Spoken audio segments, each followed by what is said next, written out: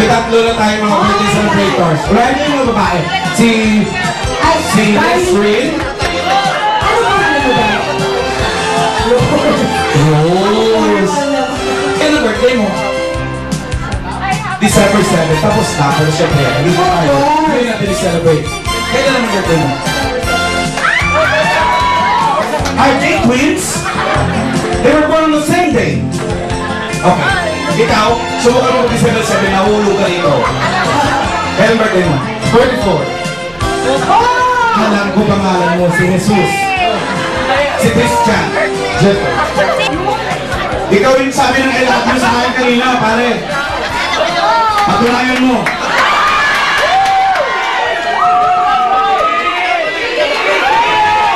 Paano ko naman siya to? Pareho kayo lalaki. Kung ano meron ka, meron din ako. Kung magulang ka, mas magkipi. Asa ko na lang, meron ako Malaysia. Lahat naman pala yung I love you. Okay, katahan natin sila muna ng happy birthday. Happy birthday! Happy, happy birthday mo kayo. Happy, happy birthday mo kayo. Pagkakataon mo namin gabi magpapasko dahil happy birthday mo kayo. Happy, happy birthday mo kayo. Happy, happy birthday mo kayo.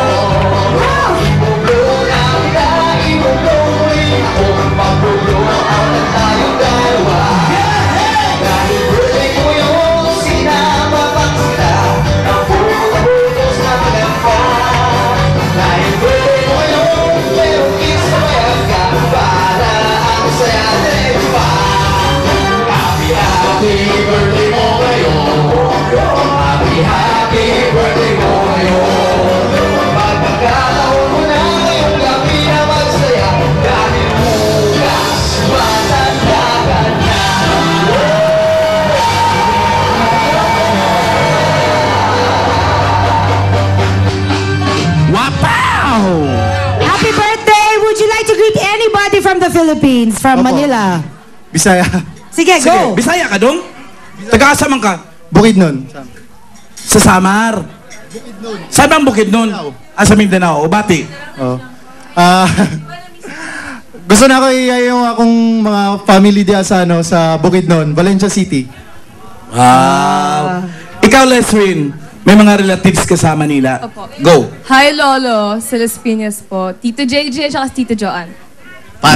Parang nawawala lang pagbati. Rose. Ay po sa mga Burgers family sa Bicol po. Taga Bicol. Talaga? Palapakan natin yung may mga birthday, mga kaibigan. Thank you very much. More birthdays to come! See you again! Thank you, thank you.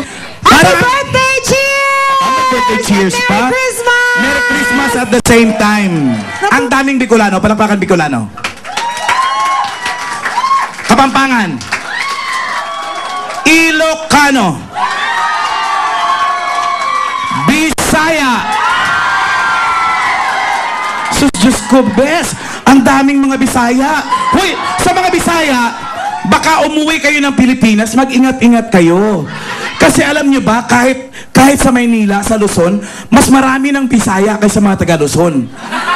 Bago kami umalis, nabalita nga, may isang taga Manila na pumapatay ng mga Bisaya.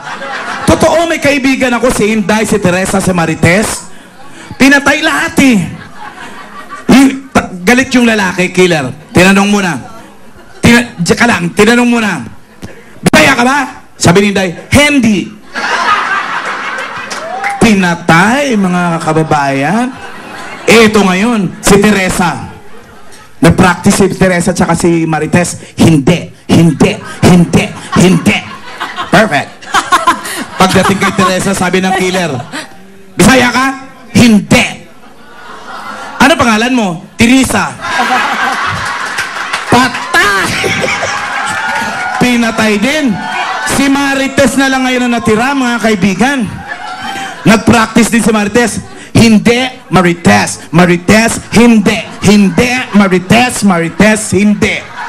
Dumating yung killer. Bisaya ka? Hindi. Ano pangalan mo? Marites. Umalis yung killer. Sa tuwa ni Marites, napasigaw, yes! bumalik yung init? Ha? Yes! Diyan na kayo at magbabalik ang Comedy